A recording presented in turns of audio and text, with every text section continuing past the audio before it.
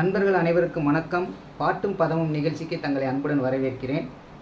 இன்றைக்கி நம்ம பாட்டும் பதமும் நிகழ்ச்சியில் பார்க்கக்கூடிய பாடல் என்னென்னு பார்த்தோம்னாக்க, புரட்சி கலைஞர் கேப்டன் விஜயகாந்த் அவர்களுடைய நடிப்பில் 2003ஆம் ஆண்டு வெளியான சொக்கத்தங்கம் அப்படிங்கிற படத்தில் ஒரு பாடல் வருது.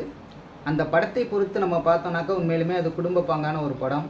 அண்ணன் தங்கச்சி இருவருக்கும் இடையில் இருக்கக்கூடிய பாச போராட்டத்தின் ஒரு கதையாகத்தான் அந்த படம் இருக்கும். குடும்பத்தோடு அந்த படத்தை உட்கார்ந்து நாம் எல்லாருமே தியேட்டரில் பார்த்தோம். அது மிகப்பெரிய வெற்றி படமாக மாறிச்சு. இப்போ நாம் அந்த படத்தை பற்றி எதுவும் பார்க்க போகிறதில்ல. அதில் இருக்கக்கூடிய ஒரே ஒரு பாடல். இந்த பாடல் என்ன பண்ணியிருக்கு அப்படின்னாக்க, கேப்டன் விஜயகாந்த் அவர்கள் மீதுள்ள ஒரு மரியாதையை ஒரு குறிப்பிட்ட அளவு அது குறைச்சிருக்கு அப்படிங்கிறதான் நான் பார்க்குறேன். குறிப்பாக அந்த பாடலில் ஒட்டுமொத்த வரிகளையும் நம்ம அப்படி சொல்லிட முடியாது. ஏன் அப்படின்னாக்கா, தமிழ் சினிமா பாடல் அப்படின்னாலே கூட பெரும்பாலும் காதல் பாடல்கள் எல்லாமே அந்தரங்க உறவுகளை பற்றிய பல கருத்துக்கள் எல்லாமே அந்த பாடல்களில் வரும். அது இயல்பு தான், எல்லா பாடல்கள்லையுமே வருது. தமிழ் கவிஞர்கள் பொதுவாகவே அப்படி தான் பாடல்கள் எழுதி பழகியிருக்காங்க. மக்களும் அதைத்தான் விரும்புகிறாங்க அப்படிங்கிற மாதிரி தான் அவங்களுடைய கருத்து இருக்குது. அதனால் நாம் ஒட்டுமொத்த வரிகளை பற்றி நம்ம பார்க்க போகிறதில்ல. அந்த ஒரு பாடலில் ஒரு தேவையற்ற வரிகள், அதாவது தமிழ் சினிமாவிலேயே மிக ஒரு வக்கிரமான வரிகளை கொண்ட ஒரு பாடலாக தான் இந்த பாடல் இருக்குது. அதில் அந்த ஒரு 2 லைன் மட்டும்தான். மிட்ட வரிகள்லாம் கூட நம்ம பெருசாக பேச வேண்டிய அவசியம் இல்லை. அது என்ன பாட்டு அப்படின்னு பார்த்தோம்னாக்க, ஒன்று நினைச்ச நீ என்ன நினைச்ச, ஓ நெஞ்சுக்குள்ள என்ன வச்சு தச்ச போது. இந்த பாட்டை நம்ம எல்லாரும் கேட்டிருப்போம். ஹரிகரன் அன்று அனுராதா ஸ்ரீராம் இணைந்து பாடியிருப்பாங்க. மிகப்பெரிய ஒரு ஹிட்டான பாட்டு, அனைவருக்கும் ரொம்ப பிடிச்ச பாட்டும் கூட. ஆனால் இதில் இருக்கக்கூடிய ஒரு வரி பார்த்தோம்னாக்க, நமக்கு எல்லாத்துக்குமே ஒரு முகத்தை சுளிக்கக்கூடிய அளவுக்கான ஒரு வரியை இந்த கவிஞர் R.V. உதயகுமார் அப்படிங்கிறவர் தான் இந்த பாடல் எழுதியிருக்கிறாரு. அப்போ இந்த ஒரு வரியினால் இந்த ஒட்டுமொத்த பாட்டினுடைய அந்த சிறப்பு தன்மையும் குறைஞ்சி போகுது அப்படிங்கிறத நான் இந்த பாட்டை முதல்ல கேட்கும்போதே நினச்சேன். இது என்னடா இப்படி பாட்டு எழுதியிருக்காங்க, இதெல்லாம் ரொம்ப வக்கிரமாக இருக்குது, நம்ம இதை பற்றி எப்படியாவது நம்மளுடைய கருத்தை சொல்லணுமே அப்படின்னு நான் நினச்சேன். ஆனால் அன்னைக்கு இருந்த 2003 இருந்த காலகட்டத்தில் நம்ம யார்கிட்ட போய் சொல்கிறது, என்ன சொல்கிறது, ஒன்றும் வாய்ப்புகள் கிடையாது.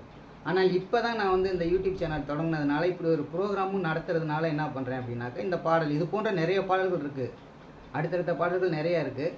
அதில் இந்த பாட்டை நம்ம முதல்ல பேசணும் அப்படிங்கிற வகையில் தான் நம்ம இந்த பாட்டை எடுத்துருக்குறோம். அந்த பாட்டில் பார்த்தோம்னாக்க, மெத்தைக்கு மேலே உன்னோட சேலை என் கையில் சிக்கும் வேலை என்ன நினைச்ச,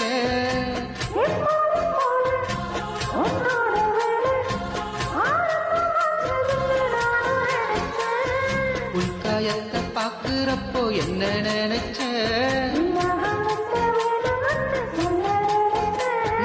மட்டிக்கினாரு ஒருத்தர் இவரை காப்பாற்றணும், கத்திரி இவரை காப்பாற்றணும், கத்திரி மட்டிக்கினாரு ஒருத்தர், மட்டிக்கினாரு ஒருத்தர் இவரை காப்பாற்றணும், கத்திரி இவரை காப்பாற்றணும், கத்திரி.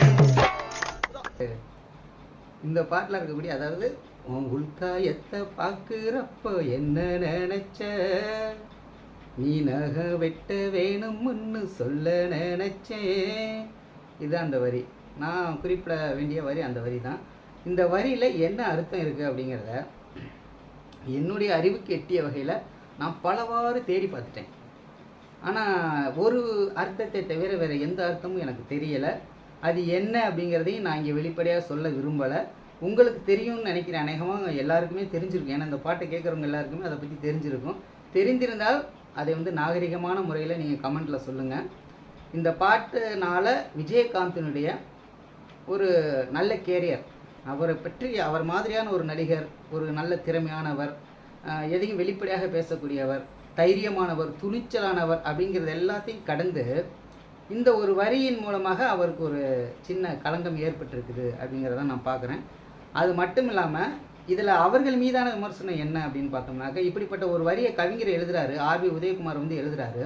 அந்த படத்தை டைரக்ஷன் பண்ணுறது யாருனாக்க K. பாக்கியராஜ் தான் டைரக்ஷன் பண்ணுறாரு. அவர் படத்தில் இது போன்ற பாடல்கள் சாதாரணம் தான் என்றாலும் கூட அந்த குறிப்பிட்ட வரி இருக்குது பார்த்தீங்களா, இந்த குறிப்பிட்ட வரியை வேண்டாம் என்றோ அல்லது இதை பற்றி விமர்சனமோ அவர்கள் வச்சாங்களா அப்படிங்கிறத பற்றி ஒன்றும் தெரியலை. ஏன்னா ஒன்று டைரக்டர் கேட்டிருக்கணும், அல்லது மியூசிக் டைரக்டர் தேவா தான் மியூசிக் போட்டிருக்காரு. அப்போ இந்த தேவாவாவது என்ன இப்படிப்பட்ட ஒரு வரியை எழுதியிருக்கிறீங்களே, இது ரொம்ப அபத்தமாக இருக்குதே அப்படிங்கிற மாதிரியான ஒரு கேள்வி வந்து தேவாவும் கேட்கல.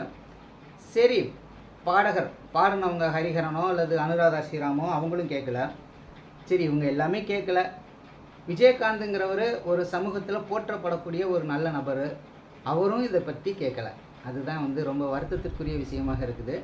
எனக்கு இது போன்ற விஷயங்களை மக்கள்கிட்ட இவ்வளவு நீ வெளிப்படையாக சொல்ல வேண்டிய அவசியம் இல்லை. ஒரு காதல் அப்படின்னா காதலை பற்றி சொல்லலாம், காமத்தை பற்றி நீ சொல்கிற அப்படின்னாலும் கூட ஒரு குறிப்பிட்ட எல்லை வரைக்கும் தான் நீ சொல்லணும். இந்த வரியை நீங்கள் எடுத்து பார்த்தீங்கன்னாக்கா கண்டிப்பாக இந்த வரியை நம்ம வேறு யார்கிட்டையாவது பேச முடியுமா, ஒரு நாகரிகமாக இந்த விஷயத்தை பற்றி நம்ம பேச முடியுமா அப்படிங்கிறது எனக்கு தெரியலை. உங்களுக்கு தெரிந்திருந்தால் நாகரிகமான முறையில் கண்டிப்பாக கமெண்ட்டில் சொல்லுங்கள். இது போன்ற பாடல்கள் நிறைய இருக்குது. நம்ம அடுத்து என்ன பாட்டு பார்க்க போகிறோம் அப்படிங்கிறத நான் இப்போவே சொல்லிடுறேன். ஊ சொல்றியா மாமா, ஊ சொல்றியா மாமா, இந்த பாட்டை தான் நம்ம அடுத்து பார்க்க போகிறோம் அநேகமாக. அதனால் நீங்கள் வந்து இந்த வீடியோவை பார்த்துட்டு கொஞ்சம் கமெண்ட் பண்ணுங்கள். இந்த முறை சரிதானா, நான் சரியான ரூட்டில் போகிறேன்னா, இது உங்களுக்கு ஏதாவது பயனளிக்குதா, அப்படி பயன் அளிக்கலையா, நான் என்ன செஞ்சால் உங்களுக்கு பயன்படும், இப்படிங்கிற மாதிரி ஏதாவது உங்களுடைய கருத்துக்களை வந்து பகிர்ந்துக்கிட்டிங்கன்னா தான் நான் அடுத்தடுத்து என்னை வளர்த்து கொள்வதற்கும் மக்களுக்கு ஏதாவது செய்திகளை வந்து சேகரிச்சுட்டு வந்து சொல்கிறதுக்கும் ஒரு வாய்ப்பாக இருக்கும் அப்படின்னு நான் கருதுகிறேன். அதனால் கண்டிப்பாக கமெண்ட் பண்ணுங்கள், லைக் பண்ணுங்கள், சப்ஸ்கிரைப் பண்ணுங்கள். மிக்க நன்றி, வணக்கம்.